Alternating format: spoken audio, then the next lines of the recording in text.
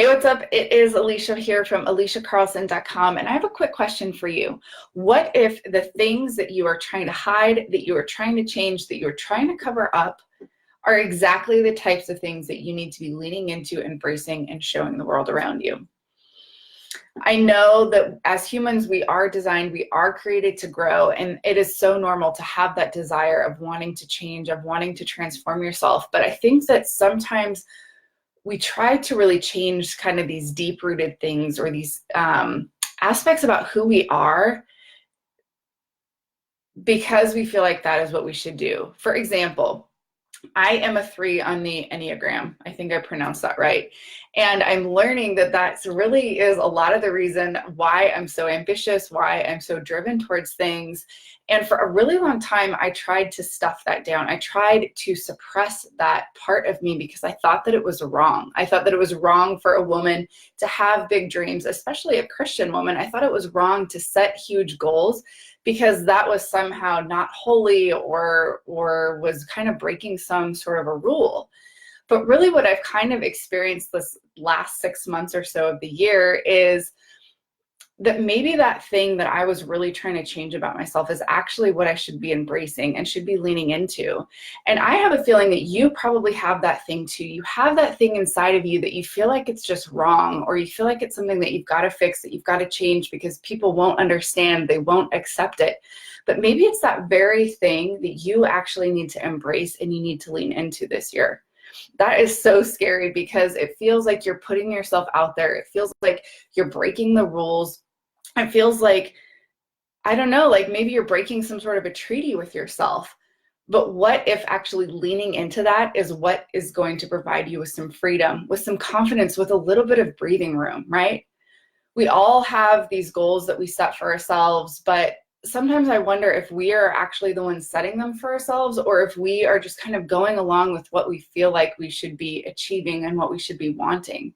I think one of the most powerful things that you can do for yourself is get really clear on your core values, get really clear on the things that are actually important to you, and then test the goals that you've set for yourself against that.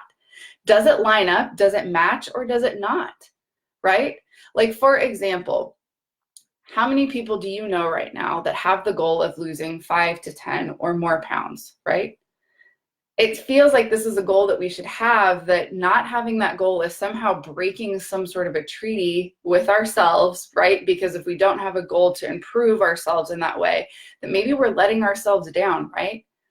But what if you don't actually need to lose the 5, 10, 30, or however many pounds to really feel the types of things that you want to feel, to really be the type of person that you want to be? Couldn't you just let that goal go and actually focus that energy and that time on something that matters to you more, that's more important to you?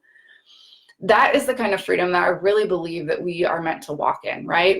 It's okay to have those goals if those are really your goals, but if they're not your goals and they're just something that somebody else has put on you, it's time to kind of evaluate that. Does it align with your core values? Does it really align with that bigger vision that you have for yourself? Or can you still pursue that vision without chasing some of these other things? What are you sacrificing? What are you trying to change or fix or hide about yourself that you actually need to be leaning into, embracing, and learning how to love and navigate? It's well worth it to take a little bit of time to figure that out for yourself.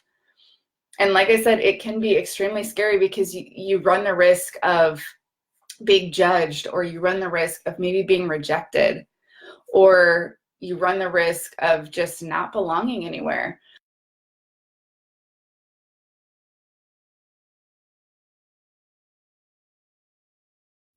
Rejected, like you don't belong, like you're not good enough.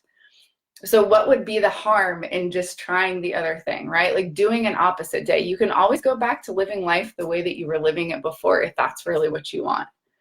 I want to know from you, what is one thing that you are scared to let other people see? I'm a safe place. My inbox is always open. I absolutely love connecting with you.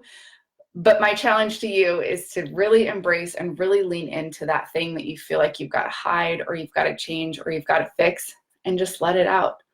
Dr. Brené Brown, her work is all about that vulnerability. And when I see other women stepping out and being vulnerable and sharing stories, I don't feel less connected, or I don't even really feel like I am wanting to judge them. If anything, I feel like, oh my gosh, I have felt that way too. I've dealt with that too. So really, like, being vulnerable and letting yourself be seen for who you really are does the exact opposite, right? And the people that do decide to judge you or do decide to reject you, that's not on you. That is 150% on them. So whatever it is that you feel like you need to just kind of air it out, tell somebody, share it with somebody. My inbox is always open. This, I truly believe, is one of the first and most monumental steps that you can take in really finding freedom to just be who you were created to be and do the things that only you were created to do. Hope you have a great rest of your day. I can't wait to connect with you. Like I said, my inbox is always open, so please drop me a line there. Until next time, have a fantastic afternoon.